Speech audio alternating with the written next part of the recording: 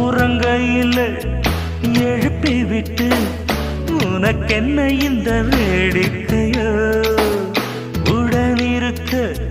மழுப்பி விட்டு மறுப்பதுவும் வாடிக்கையோ